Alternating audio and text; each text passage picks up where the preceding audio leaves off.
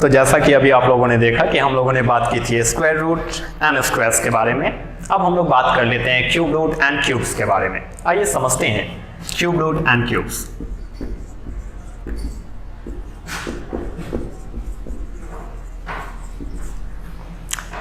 सबसे important thing कि cube में आपको एक रेंज याद रखनी चाहिए।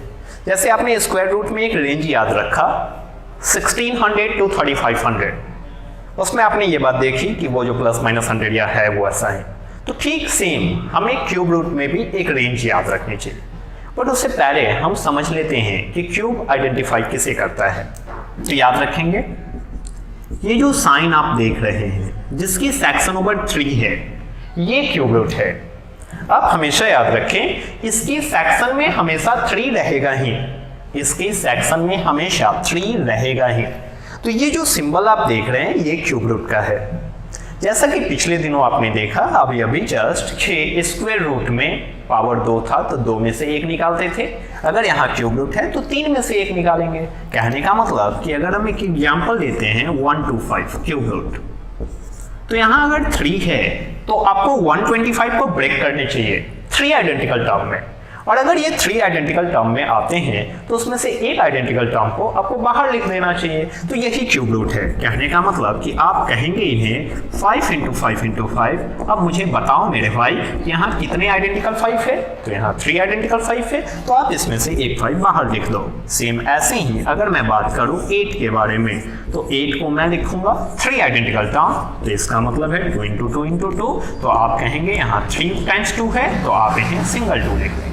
तो यही है क्यूब रूट। क्यूब रूट का मतलब कि अगर 3 आइडेंटिकल टर्म हो तो उसमें से एक को निकाला जा सकता है। बट अगर यहीं पे 3 आइडेंटिकल टर्म नहीं होते तो ठीक है, हम उसका कुछ नहीं करते, हम वही का वही छोड़ देते। जैसे क्यूब रूट 16 आप देख सकते हो कि 16 का मतलब होता है 4 times 2। तो आप इसमें से 3 बार 2 में से एक 2 तो निकाल लो, बट एक 2 जो है वो अंदर में ही रह जाएगा सेक्शन ओवर में। तो आप इन्हें ऐसे लिख सकते हो। तो जो निकलने वाला है आइडेंटिकल आप उसमें से स्किप कर लो, लेकिन जो नहीं स्किप होने वाले हैं आप उन्हें वैसे का वैसे ही रहने दो। तो यही बात है। क्यूब रूट है तो सेक्शन ओवर 3 लिखना कंपलसरी है। तो प्लीज इन बात को आप नोट कर ले, लिखना जरूरी है, बात को समझिएगा। हम लोग नंबर्स को बेस कहते हैं, हम लोग क्यूब को क्यूब ही कहते हैं, हम लोग यूनिट प्लेस को यूपी कहते हैं। आप जानते होइएगा 0 का क्यूब 0 ही होता है, 1 का क्यूब 1 ही होता है, 2 का क्यूब 8 होगा,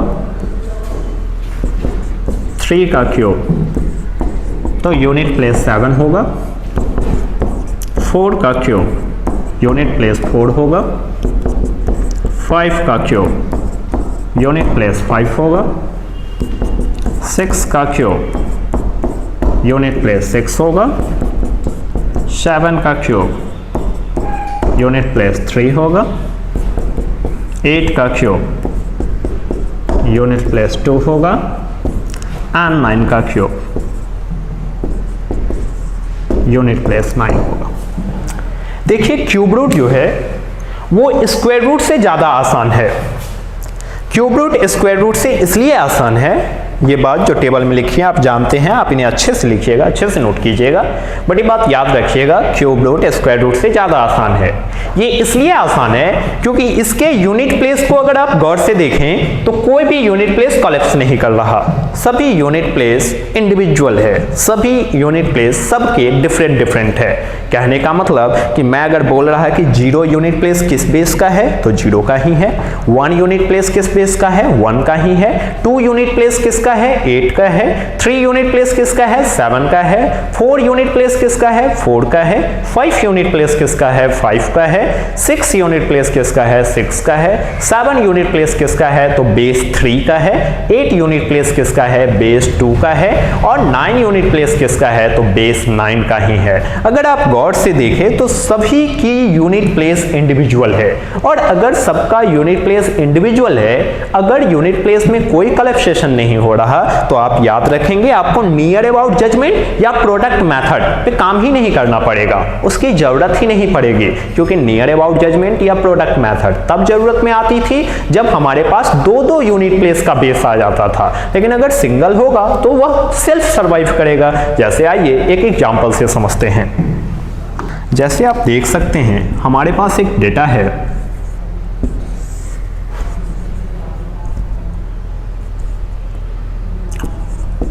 (5832) क्यूब रूट निकालने हैं। हमें बोला गया कि ये 5832 है और इसका आप क्यूब रूट बताओ। अब सीधा और सिंपली ये याद रखो कि इसकी सेक्शन ओवर कितनी है। अगर इसकी सेक्शन ओवर 3 है तो मुझे राइट साइड से 3 डिजिट को स्किप करने चाहिए। रेस्ट पे डिस्कस करेंगे। आप बताएं ये जो 5 है ये किसके क्यूब के बीच का है, तो जैसा कि आप जानते हैं कि ये 1 का क्यूब एंड 2 के क्यूब के बीच का है। हमने क्यूब पे बात क्यों किया, क्योंकि आपको पता होगा कि हम लोग क्यूब रूट कर रहे हैं, इसीलिए डिस्कस क्यूब पे करेंगे। सेम वही मेथड है जो स्क्वायर रूट की मेथड है। अब आप बताओ हमेशा हम किसे सपोर्ट करते थे, तो जैसा कि आपको पता होगा हमेशा हम छोटे को सपोर्ट करते हैं। तो 1 और 2 में छोटा कौन है, 1, तो हमें यहां लिख देना चाहिए 1।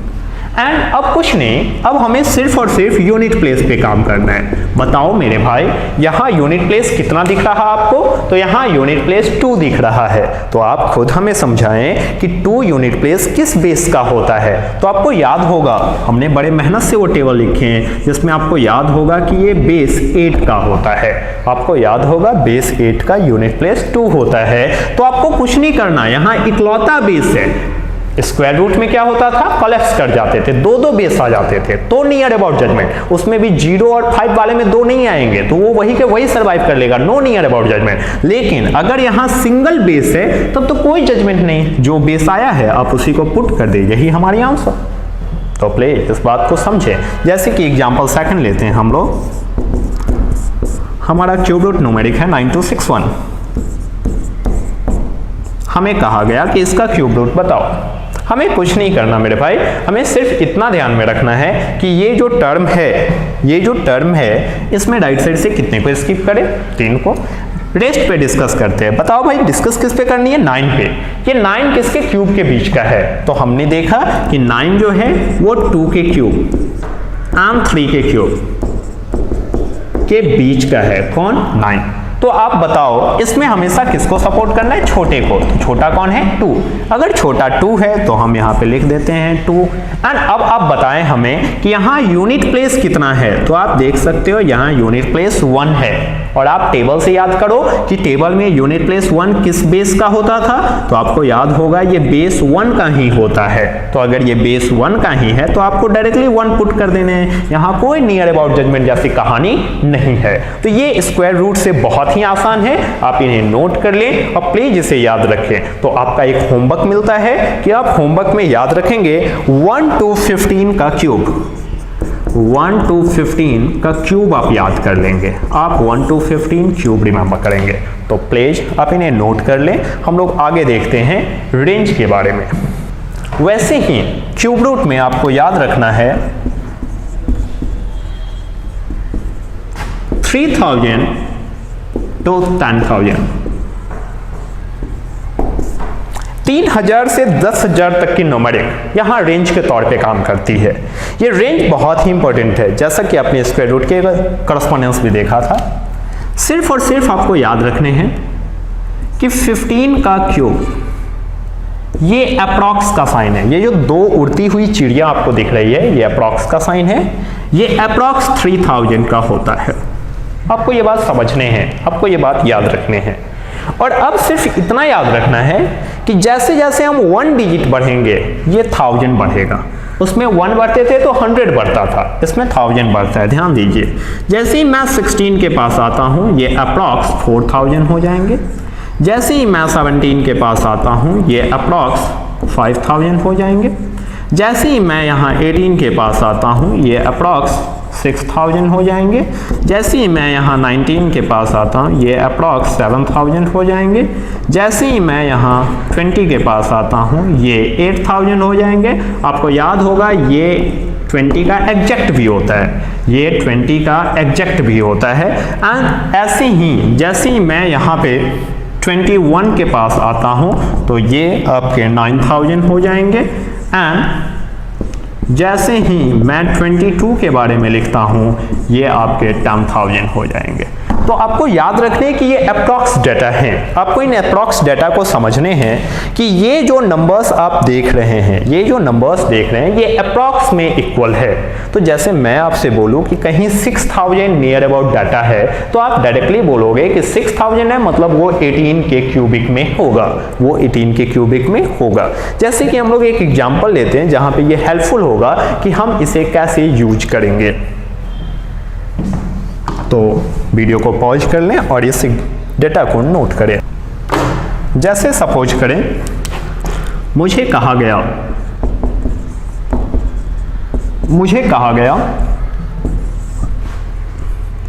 4913 का क्यूब रूट बताओ।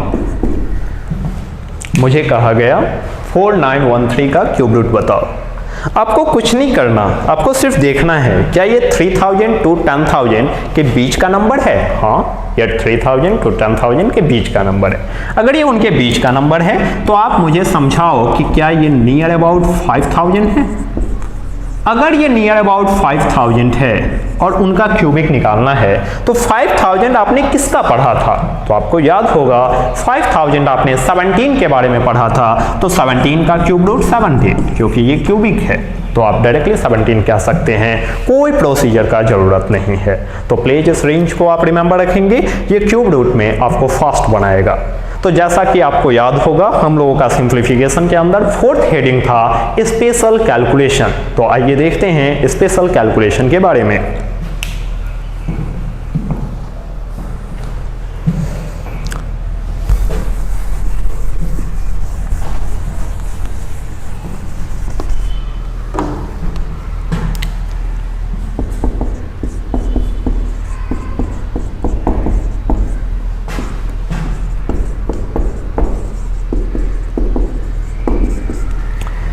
स्पेशल कैलकुलेशन में हम लोग कुछ इंडिविजुअल डिजिट्स के बारे में पढ़ेंगे, जो डिजिट्स वाकई में टोटली लॉजिक्स है।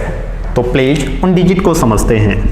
पहली डिजिट है 0, अगली डिजिट है 1, अगली डिजिट है 3, अगली डिजिट है 6, अगली डिजिट है 9। सिर्फ ये 5 डिजिट्स हैं जिनका स्पेशल कैलकुलेशन होता है। ये सिर्फ और सिर्फ 5 डिजिट्स हैं जिनके स्पेशल कैलकुलेशन के बारे में हम सब जानते हैं। तो आइए आज हम लोग सबसे पहले पढ़ते हैं स्पेशल कैलकुलेशन अबाउट 1 कि ये 1 जो है वो स्पेशल कैलकुलेशन कैसे फॉलो अप करता है। तो जैसे सपोज करें एक एग्जांपल कि मुझे दिया गया 111 मल्टीप्लाइड बाय 111, या आप इन्हें ऐसे भी कह सकते हो कि ये 111 का स्क्वायर है। हमेशा याद रखना अगर कभी भी आपसे स्पेशल कैलकुलेशन में 1 सीरीज बोली जाएगी तो वो सिर्फ स्क्वायर ही देगा, क्योंकि इसका स्क्वायर नोटिफिकेशन ही होता है, इसके क्यूबिक या एक्सपोनेंट 4 के बारे में हम लोग नहीं जानते हैं। तो आप देख रहे हैं कि 111 मल्टीप्लाई 111, हम कैसे समझेंगे कि ये 1 सीरीज है। तो आप देख सकते हैं कि सभी डिजिट अगर 1 है तो आप कहेंगे कि ये 1 सीरीज है। अगर ऐसी बात है तो आपको कुछ नहीं करना, आपको जिसका स्क्वायर बोला गया आप उसमें सिर्फ ये देखेंगे कि इसमें 1 कितनी बार है। तो आप देख सकते हैं कि इसमें 1 3 टाइम्स है। अगर इसमें 1 3 टाइम्स है तो आपको कुछ नहीं करना, आपको नेचुरल नंबर 3 तक लिखने हैं, नेचुरल नंबर 3 तक लिखने हैं। तो आप मुझे बताएं 1 2 3 और 3 पिक पर जाकर आपको डिसेंडिंग ऑर्डर में चला जाना है। डिसेंडिंग ऑर्डर कहने का मतलब 2 1, जितनी बार 1 होगी आप नेचुरल नंबर की पिक तक लिखेंगे, देन डिसेंड हो जाएंगे। जैसे नेक्स्ट एग्जांपल देखते हैं। अगर आपसे बोला गया 5 टाइम 1 का स्क्वायर, आपको सिर्फ 1 काउंट कर लेने हैं, 5 टाइम है, आपको नेचुरल नंबर 5 तक लिखने हैं। आपको नेचुरल नंबर कहाँ तक लिखने हैं भाई, 5 तक, एंड 5 पर जाकर आपको डिसेंडिंग ऑर्डर में चला जाना है। मैं प्रकाश कुमार। पिछले दिनों हम लोग बात किए थे सिंप्लीफिकेशन में कुछ टर्म्स के बारे में, जिसमें आपका 5th टर्म जो था वो रह गया था। आइए हम लोग 5th टर्म को क्लियर कर लेते हैं कि आखिर वो BODMAS या PEDMAS या based on the simplification data वो है क्या। तो आइए हम लोग बात करते हैं 5th टर्म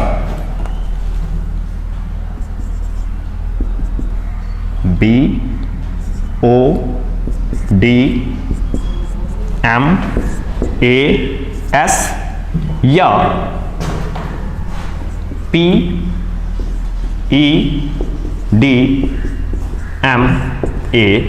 के बारे में। जैसा कि पिछले दिनों हम लोगों ने सिंप्लीफिकेशन में पढ़ा, हम लोग अभी सिंप्लीफिकेशन पढ़ रहे हैं, हम लोग बात कर रहे हैं मैथमेटिक्स की। तो पिछले दिनों आप लोगों ने देखा कि हम लोग 4 सब हेडिंग पे बात किए थे, about multiplication, about square and square root, about cube and cube root, and also about special calculation. ये बात सही है कि स्पेशल कैलकुलेशन में हम लोग बहुत कम ही बात किए थे, क्योंकि आगे हम लोग उसके एनालाइजेशन को देखेंगे। बट उसके बाद हमारा 5th टर्म था BODMAS या PEDMAS। याद रखेंगे BODMAS और PEDMAS दोनों बातें एक ही है, दोनों एक ही थिंग को रिप्रेजेंट करता है। बट आप रिमेंबर रखें, B का मतलब ब्रैकेट्स होते हैं,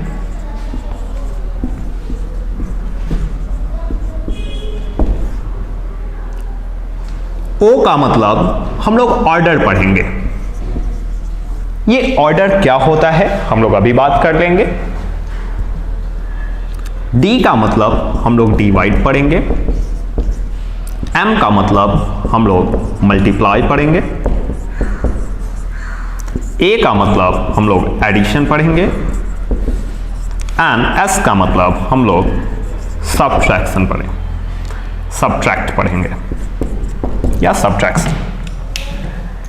आप देख सकते हैं कि सिंप्लीफिकेशन में जो ऑर्डर ऑफ ऑपरेशन होता है वो इसी बेसिस पे होता है, चाहे तो वो BODMAS के बेसिस पे होता है या PEDMAS के बेसिस पे होता है।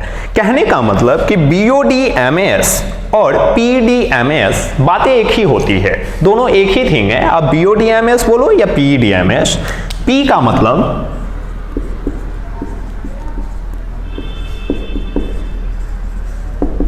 पैरेंथेसिस होता है, E का मतलब एक्सपोनेंट होता है,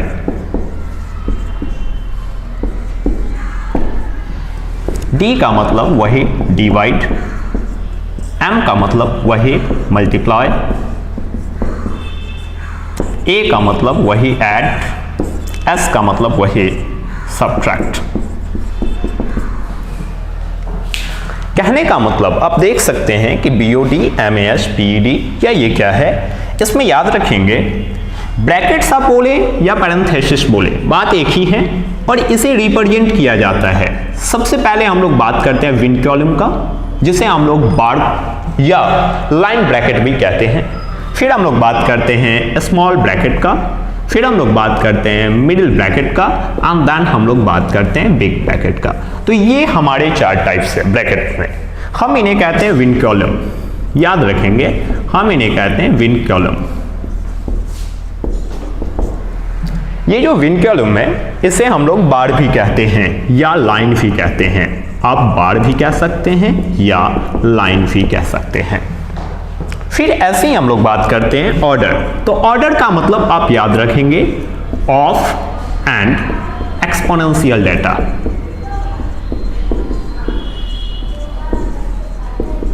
इसीलिए आप देख सकते हैं कि इसे E से रिप्रेजेंट किया गया है। तो ऑर्डर का मतलब अब आप 2 थिंग जानेंगे, of and exponential data. Exponential data कहने का मतलब कि कोई भी नंबर जो इस फॉर्मेट का हो, x एक्सपोनेंट n का, या कोई भी नंबर जो इस सेक्शन ओवर का हो, y एक्सपोनेंट p का। ये जो फॉर्मेट आप देख रहे हैं या कोई भी नंबर जो इस फॉर्मेशन का हो, y exponent p over q।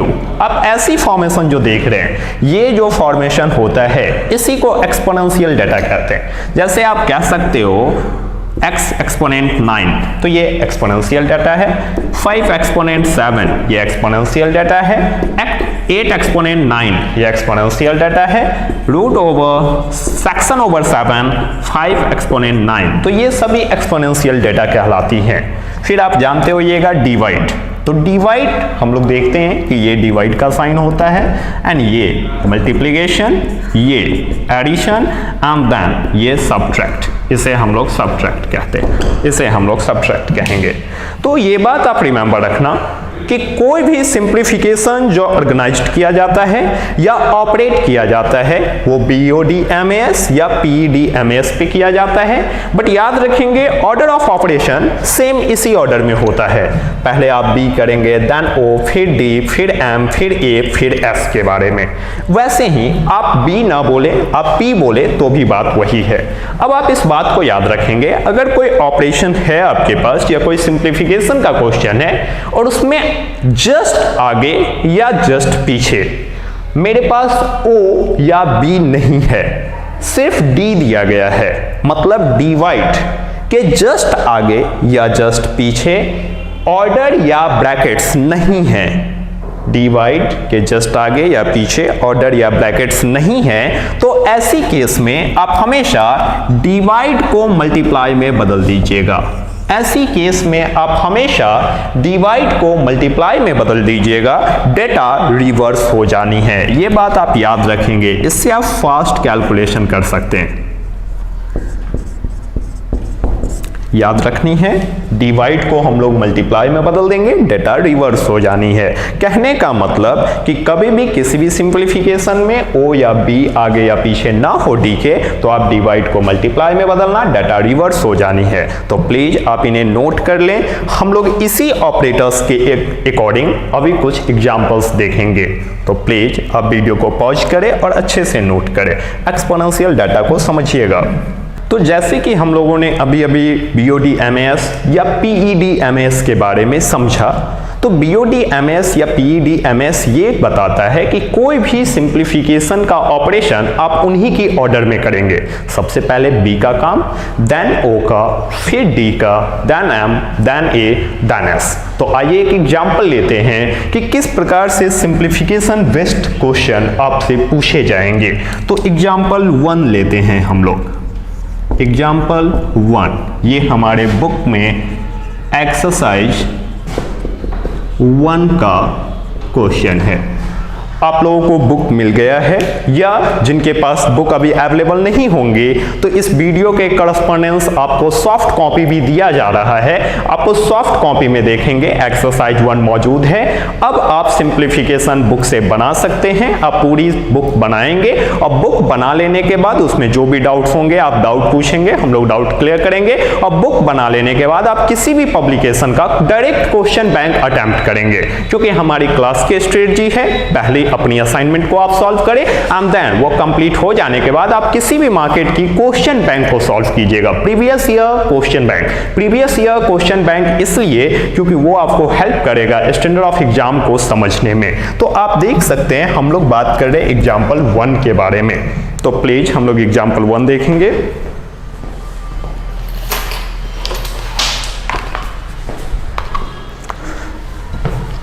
तो जैसा कि आप देख सकते हैं हमारे पास बुक है और इसमें एग्जाम्पल 1 में हमें कहा गया सिंप्लीफिकेशन की वो है 250 ऑफ 18%। तो मैं लिख रहा 250 ऑफ 18%। मैं क्वेश्चन लिख रहा क्यों? क्योंकि मुझे आपको समझाना है। जब आप बनाने लगेंगे तो आप क्वेश्चन मत लिखिएगा, क्वेश्चन लिखने में जो वक्त खराब होता है वो मत कीजिएगा, क्योंकि एग्जाम में हमें ये हैबिट डेवलप नहीं करनी है। Plus 25%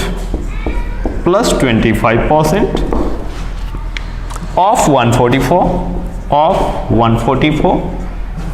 bracket close end of what. याद रखेंगे कभी भी अगर व्हाट दिया हो तो हम उसे अपने मन से x मान लेते हैं। अगर आपको व्हाट की जगह पे x लिखने से डर लगता हो तो आप y लिख लिया करो। और ये इक्वल्स में हमें दी गई है 54, तो मैंने लिखा 54।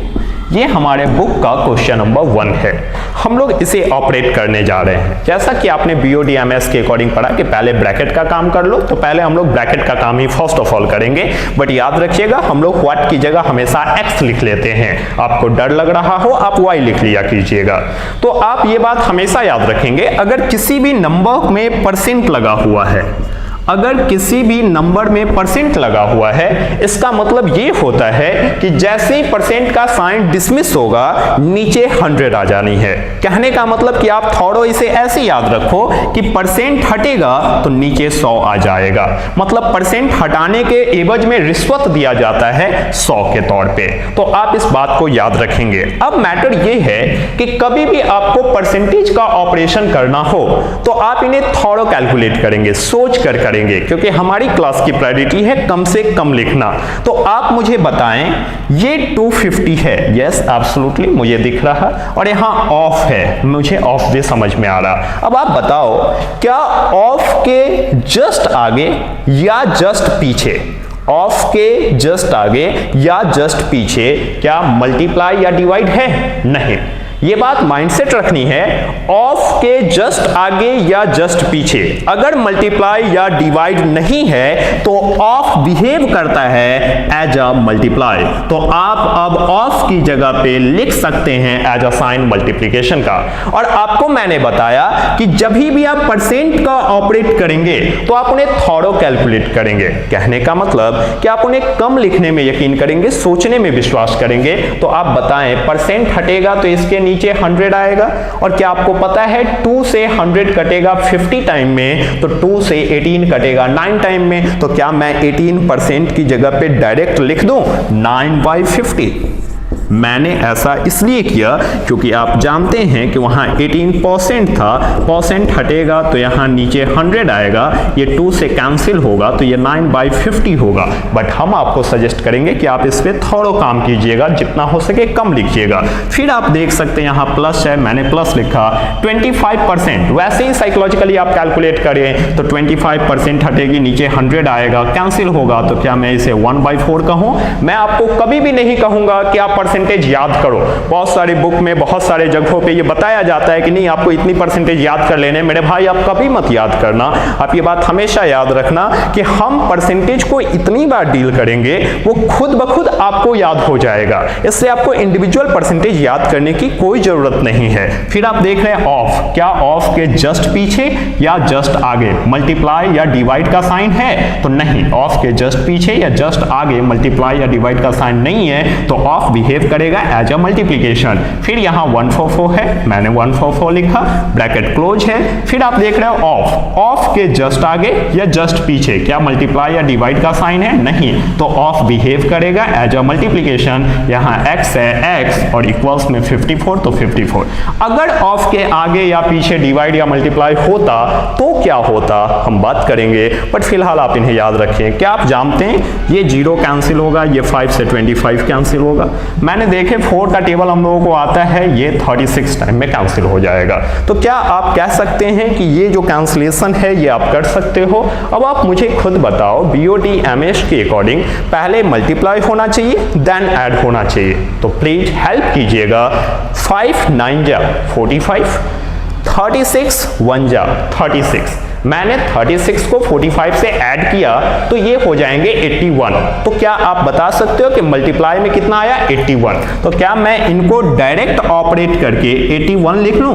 जब हम लोग और समझदार हो जाएंगे हम और फास्ट हो जाएंगे, क्योंकि हमें इतनी लाइंस भी नहीं लिखनी चाहिए। और ये इक्वल्स में 54 है, मैंने यहाँ 54 देखे।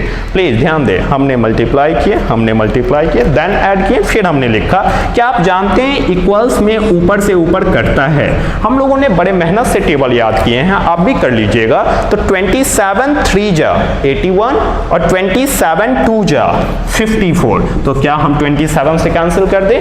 जिन्हें 27 की टेबल में प्रॉब्लम होगी वो पहले 9 का टेबल पढ़ेंगे। 9 9 जा 81, 9 6 जा 54 एंड देन 3 से कैंसिल करेंगे, ये ऑप्शन होगा। क्या आप जानते हैं मल्टीप्लाई में 3 है, इधर डिवाइड में जाएगा। हम ऐसा इसलिए कर रहे हैं क्योंकि मेरे को जरूरत है x की, तो हमें x को अलोन रखना पड़ेगा। तो यहाँ ये मल्टीप्लाई 3 है, ये डिवाइड में जाएगा, तो क्या हम कह सकते हैं 2/3। जब हम लोग इसे अच्छे से समझने लगेंगे तो हमें इतनी लाइंस नहीं लिखनी होगी। फर्स्ट ऑफ ऑल हमें क्वेश्चन नहीं लिखना होगा, सेकंड ऑफ ऑल हमें ऐसे लिखकर कैंसिल नहीं करने होंगे, थर्ड हमें ये लिखने की जरूरत नहीं पड़ेगी। मतलब जब हम समझने लगेंगे हम सोचने लगेंगे। तो प्लीज आप वीडियो पॉज करके इन्हें नोट करें, हम लोग फिर से बात करेंगे। बट इस क्वेश्चन से आपने ये बात जरूर सीखी होगी कि परसेंटेज कभी भी दिखाई दे आप साइकोलॉजिकली डील करें, लिखकर कैंसिल करने की कोई जरूरत नहीं है और इंडिविजुअल परसेंट को याद करने की भी कोई जरूरत नहीं है। आइए हम लोग बात कर लेते हैं नेक्स्ट एग्जांपल पे।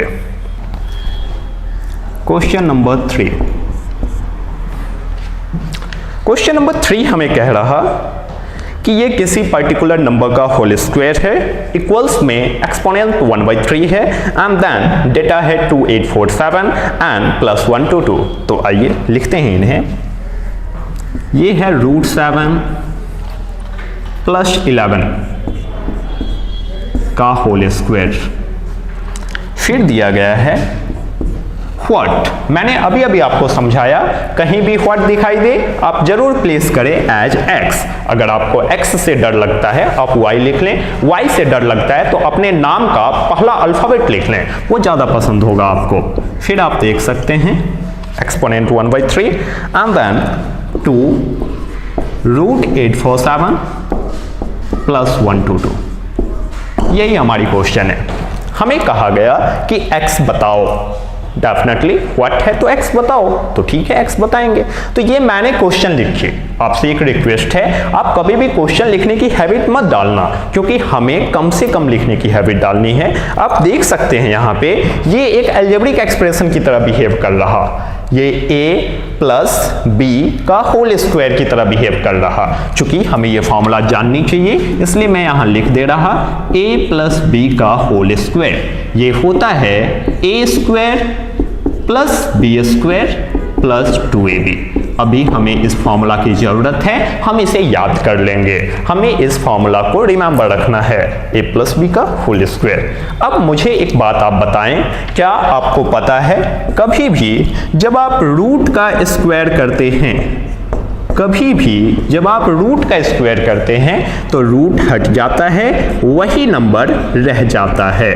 जब आप किसी भी रूट का स्क्वायर करते हैं तो रूट हट जाता है, वही नंबर रह जाता है। तो आप मुझे समझाओ, क्या मैं देख रहा कि ये a + b का होल स्क्वायर है, तो क्या मैं इसे a² बोलूं? तो आप √7 का स्क्वायर करोगे, क्योंकि a + b का होल स्क्वायर मैंने लिखा है a² + b² एंड 2ab। तो क्या मैं लिखूं यहाँ पे a²? क्या आप जानते हो मेरे भाई, रूट का स्क्वायर करने पे सिर्फ रूट हट जाएगा, वो नंबर रह जाएगा। फिर होगा b², तो b² का मतलब 11 का स्क्वायर, तो 11 का स्क्वायर 1 to 1 एंड फिर होता है 2ab। तो आप मुझे समझाओ a की जगह पे कितना है √7, मैंने लिखे √7। b की जगह पे कितना है 11, तो मैंने लिखे 11। तो मैंने कुछ नहीं किया, इन्हें अलजेब्रिक एक्सप्रेशन में हमने कन्वर्ट कर दिया। a + b का होल स्क्वायर होता क्या है, तो ये होता है a² + b² + 2ab। अब हम लोग आगे चलते हैं। यहां दिया गया है x का 1/3 एक्सपोनेंट, मैंने लिखा x का 1/3 एक्सपोनेंट। अब आप मुझे समझाओ, लेफ्ट साइड में आपको रूट में क्या दिख रहा? तो लेफ्ट साइड में मुझे रूट में 7 दिख रहा। अगर लेफ्ट साइड में मुझे रूट में 7 दिख रहा तो मेरी प्रायोरिटी बनती है कि मैं राइट साइड को भी 7 में कन्वर्ट करूं, क्योंकि दोनों तरफ अगर रूट में सेम नंबर रहेंगे तो ही हम ऑपरेशन को आगे बढ़ा पाएंगे। अगर दोनों तरफ सेम नंबर नहीं रहेंगे तो हम ऑपरेशन नहीं बढ़ा पाएंगे। कहने का मतलब कि यहाँ √7 है तो यहाँ भी आप √7 लाइए। तो आप मुझे बताओ, अगर मुझे 7 लानी है तो मुझे कुछ नहीं करना चाहिए, मुझे इसमें 7 से डिवाइड कर देना चाहिए। बट 7 ही क्यों? क्योंकि मैंने देखा कि लेफ्ट साइड में √7 था और √7 तो ब्रेक भी नहीं हो सकता, इसलिए मैंने 7 ही वहां भी ढूंढना चाहा। लॉजिक्स को समझना, लॉजिक ही मैथ है। तो आप मुझे बताएं, क्या हम 7 से इसमें डिवाइड करें? तो प्लीज हेल्प कीजिए। 7 से मैंने 8 में डिवाइड किया, मैंने रैंडम डिवीजन यूज किया। 7 से 8 में डिवाइड करेंगे 1 टाइम, फिर 1 4 14, 7 2 जा और फिर 7 1 जा। तो क्या आप जान रहे हो, हम 8 4 7 को 7 मल्टीप्लाइड बाय 1 to 1 लिख सकते हैं। अब मैटर ये बनता है कि यहाँ प्लस था, मैंने प्लस लिखा, यहाँ 2 था 2। क्या 7 का स्क्वायर रूट होता है भाई? नहीं, 7 का स्क्वायर रूट नहीं होता है, तो मैं 7 को रूट में ही लिख रहा। लेकिन हम सभी जानते हैं कि 1 to 1 का स्क्वायर रूट होता है, क्योंकि ये दोनों ही टर्म अभी भी रूट के ही अंदर है, क्योंकि ये जो ब्रैकेट टर्म आया है ये स्क्वायर रूट का ही अंडर ओवर आया है। तो आप देख सकते कि 7 का स्क्वायर रूट नहीं होता, मैंने रूट 7 लिखा, बट 1 to 1 का स्क्वायर रूट होता है। हम लोगों ने पिछले दिन स्क्वायर रूट पर ही, आपको याद होगा, मैंने होमवर्क दिया था, तो आपको याद होगा कि 1 to 1 किसका स्क्वायर रूट होता है? 11 का। मैंने 11 लिख दिया। फिर यहाँ प्लस 1 to 2 था, मैं देख रहा कि यहाँ प्लस 1 to 2 था, मैंने लिखा प्लस 1 to 2। अब प्लीज इस बात को आप समझे, अगर इक्विवेलेंट साइन में लेफ्ट साइड में भी वही चीज मौजूद हो और राइट साइड में भी वही चीज मौजूद हो, तो आप कह सकते हैं कि इक्विवेलेंट साइन में सेम टू सेम थिंग अगर मौजूद हो तो वो आपस में कैंसिल हो जाते हैं, तो आप कैंसिल कर लो। तो मैंने वहां 7 इसलिए ढूंढा क्योंकि लेफ्ट साइड में 7 था। लॉजिक समझना। अब मुझे आप बताओ 1 to 1 प्लस 7 क्या होगा? 1 to 8। और आपको पता है मेरे भाई, राइट साइड में यहाँ प्लस 1 to 2 है, ये इधर आकर क्या हो जाएगा? माइनस। तो यहाँ 1 to 8 है, 1 to 8 में से माइनस होगा 1 to 2, क्योंकि इधर का प्लस 1 to 2, इधर कहाँ आएगा? माइनस। तो क्या आपको पता है ये कितना रह जाएगा? तो यहाँ सिर्फ बच जाएगा 6। और आप देख सकते हो ये x एक्सपोनेंट 1/3 है, तो ये x एक्सपोनेंट 1/3।